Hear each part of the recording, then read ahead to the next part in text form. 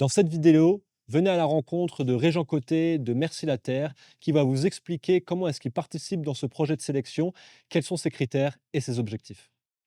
Régent, est-ce que tu peux me dire pourquoi c'est difficile de cultiver de la pomme de terre en- en agriculture biologique ou en agriculture raisonnée? Bon, c'est difficile de cultiver de la pomme de terre dans les 2 cas. C'est très exigeant au niveau du sol, au niveau des intrants pour, la fertilisation. C'est quand même assez difficile physiquement de le faire. Si on travaille avec de la machinerie lourde, ça prend justement de la machinerie lourde qui est elle-même coûteuse et ça prend des grandes superficies. Alors, on est soit un grand producteur ou un tout petit producteur. Lorsqu'on cultive de la pomme de terre en conditions biologiques ou écologiques, les variétés, c'est le nerf de la guerre. C'est pourquoi Sème l'Avenir collabore avec l'Université Bishop, l'Université Sherbrooke et le Consortium de recherche sur la pomme de terre du Québec pour accélérer le développement de variétés adaptées. Sème l'Avenir et ses partenaires travaillent avec 4 fermes participantes pour sélectionner des clones à partir de croisements entrepris au Consortium de recherche sur la pomme de terre du Québec à Pointe-aux-Outardes. Les croisements ont été faits avec l'esprit de combiner la résistance aux maladies de pommes de terre sauvages avec, avec une belle apparence de variétés plus modernes. Le projet, pour nous, a démarré, en 2022. On a reçu 125, clones. On les plantait à 1 mètre d'espacement l'un de l'autre sur le rang et chacun était identifié avec son numéro, là. Et puis, on pouvait quand même les planter parmi, de chaque côté avec nos cultures, courantes. Il y a quand même, des espacements à respecter, mais voilà. Fait que Et, 125. et si je me souviens pas, Oui, parmi ces 125, il y en avait 25, c'était des variétés témoins. oui, exact. Et après, il y en avait 100 qui étaient des descendants de croisements. Oui, Et parmi ces 100-là, en fait, ils venaient de 4 ou 5 croisements différents ou 4 ou 5 familles différentes. c'est ce qu'on m'a dit. Mais moi, j'avais à faire ma sélection parmi les 125. C'est Donc, ça. j'en ai choisi 19. On avait parlé d'une vingtaine maximum. Alors, j'ai ramassé tout ce qui était, bon, j'avais mes critères, là. Qu'est-ce qui fait que je choisis l'un par rapport à l'autre? Ben, moi, je m'étais donné des critères personnels. Pour moi, d'abord, l'esthétique et la santé. Mhm. Santé esthétique, quand on voit une gale sur une pomme de terre, pour moi, c'est out. Alors, la peau, hein, la forme est intéressante, la couleur aussi. Un critère important, c'est celui du rendement. On Ouais, s'entend que si j'ai un plant qui me donne 4 pommes de terre, puis un autre qui me donne 10 pommes de terre, ben, j'ai tendance à comparer, surtout s'ils ont le même volume. ouais. Bon, ben, celui du 4, il va peut-être prendre de bord. Ça, c'est avant toute autre considération qui pourrait être du goût, de la variabilité de la conservation et tout ça. Mais à prime abord, là, ces critères-là étaient là-dessus. Là. Rendement, esthétique, non maladie. Fait que j'ai pu sélectionner 19 cultivars.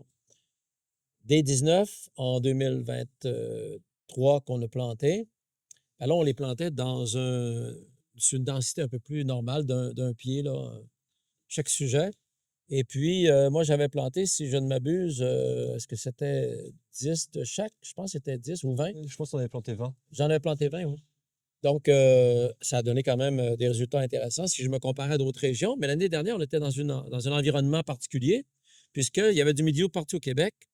Et puis, il y a des productions ailleurs que chez nous qui ont été abandonnées complètement, là. Mais nous, on a eu une belle productivité, une belle production l'année passée.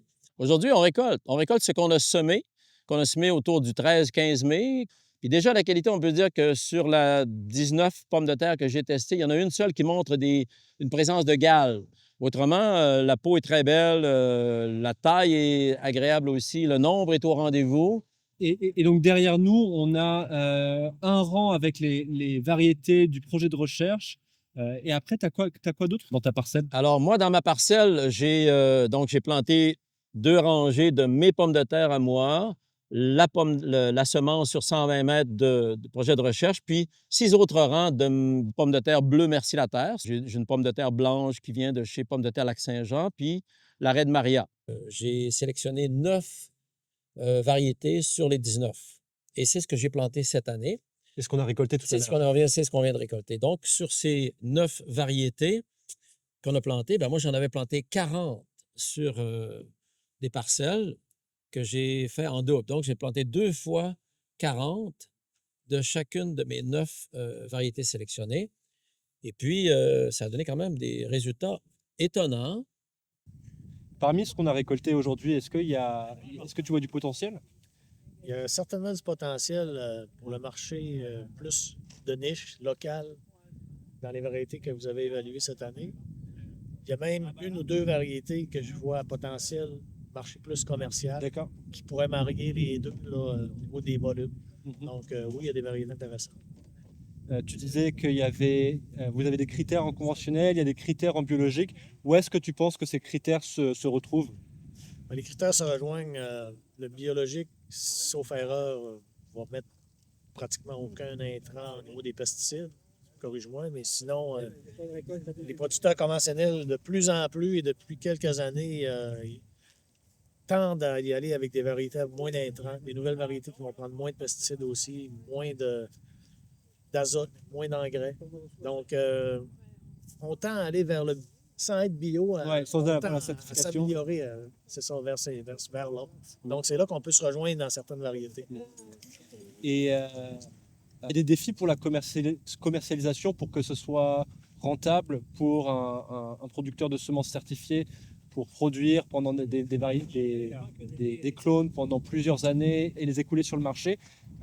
Ça serait quoi les défis de commercialisation que tu verrais avec des variétés comme ça, ou des cultivars comme ça?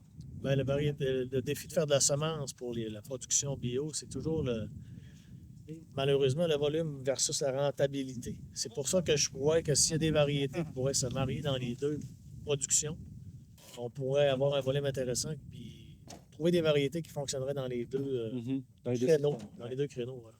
Si une des variétés ou si un des cultivars que tu as sélectionné développe un grand succès commercial et elle est largement adoptée, ce serait quoi ton souhait par rapport à la gestion des redevances, Écoute, à la gestion des royautés? oui. Ben, très honnêtement, moi, sur le plan personnel, si la pomme de terre à laquelle j'ai participé dans son développement, son élaboration, connaît un grand succès, je l'ai ma gratification. Mhm.